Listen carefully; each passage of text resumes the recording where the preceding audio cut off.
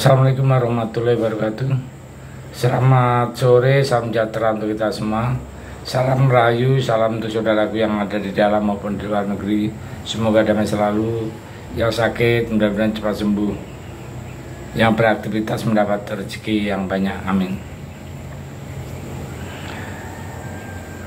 Hari ini saya membaca berita bahwa Bawaslu memutuskan Gibran calon wakil presiden nomor urut 2 dianggap tidak melakukan pelanggaran kampanye yang disampaikan oleh Bawaslu, khususnya terkait dengan bagi-bagi susu yang dilakukan Gibran saat ikut Car Free Day Jakarta beberapa waktu yang lalu. Saya tidak kaget kalau Gibran lolos dari sanksi Bawaslu. Saya tidak yakin Gibran akan tersentuh oleh Bawaslu. Memangnya berani ya Bawaslu menyentuh Gibran ya. Anak presiden yang enggak yakin banyak hal yang dilakukan Gibran. Sesuatu dalam Gibran rata-rata lolos semua ya. Padahal kalau kita bicara tentang peraturan Gubernur DKI Jakarta bahwa di Car Free Day tidak boleh untuk kegiatan politik dan Gibran meskipun tidak membawa alat peraga. Kampanye kan karena dia sudah resmi menjadi calon wakil presiden ya, membagi-bagikan susu itu sudah pasti ada aroma kampanye. Kampanye tidak hanya melulu dengan menampilkan alat peraga, kampanye atau di mimbar kampanye atau dengan orasi ya. Mungkin tidak memaknai hal ini ya, bebaslah, namanya juga anak presiden. Apa sih yang tidak bisa Gibran lakukan? Menjadi wali kota Solo meskipun dari PDI sudah ada calonnya ya. Bisa juga dibatalkan oleh anak presiden walaupun menjadi cawapres. Peraturannya tidak memungkinkan, peraturannya pun diganti. Hebat anak presiden ya. Kita bisa apa? Rambu-rambu etika, moral, hukum diintervensi. Ada konflik of interest, nah, itu diabaikan karena Gibran menolak untuk debat di televisi. Ya bebas, anak presiden. Di kan kemarin Gibran ditanya oleh salah satu pemuda di sana terkait dengan motivasi bagaimana supaya pemuda lokal tidak menjadi tamu di tanah sendiri. Nah, Gibran tidak menjawab, tapi di jawabannya B, bahkan kemudian mengarah ke A. Jadi sering terjadi begitu ya. Dan Gibran pun menjawab tanpa mic. Nah itu. Jadi strategi supaya omongannya Gibran tidak terbaca oleh publik. Strategi itulah untuk bebas-bebas saja. Gibran sekali lagi, apa sih yang tidak boleh untuk Gibran ya? Jadi semua untuk Gibran seakan-akan itu lolos semua ya. Jadi Bawaslu, gimana Bawaslu ini?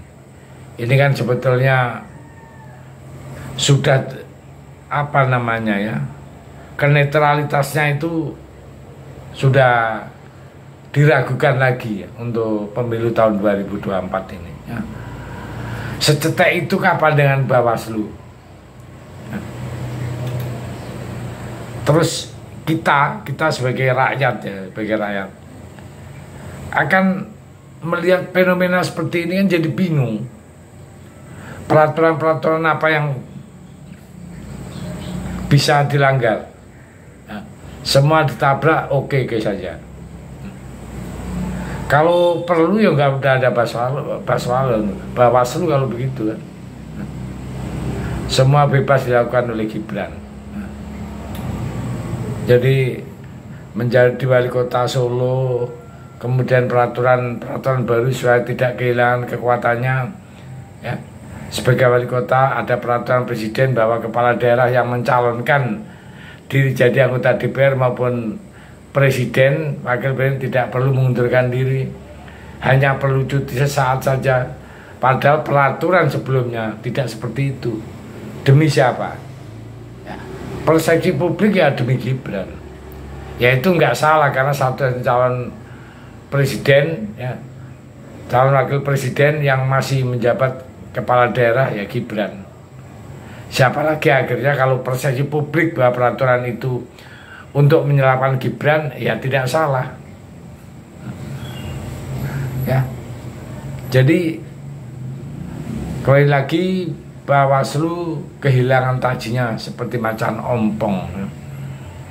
Jelas-jelas bagi-bagi kue, bagi-bagi susu-susunya pun ternyata kandungan gulanya tinggi yang tidak cocok untuk balita. Bebas ahli gizi juga.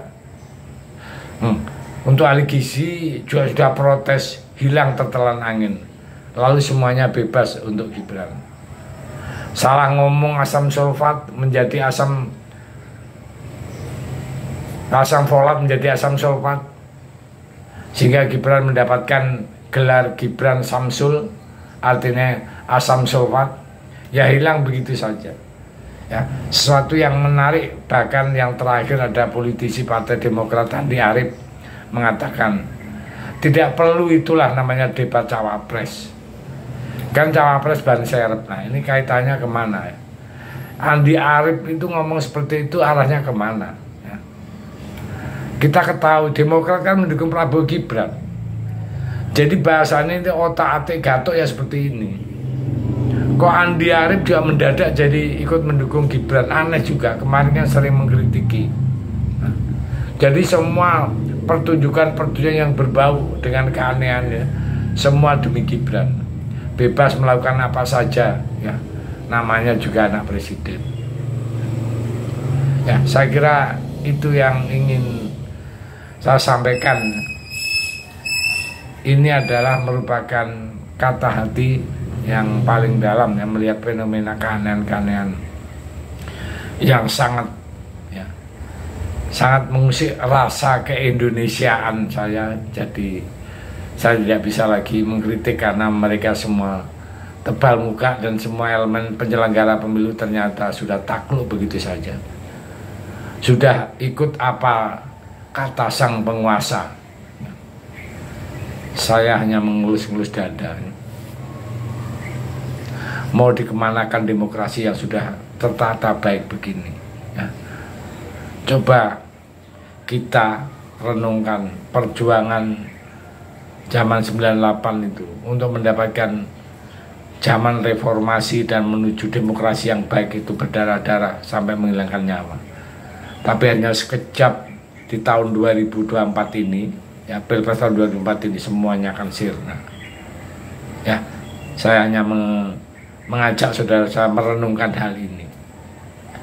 Saya pikir itu. Terima kasih. Merdeka.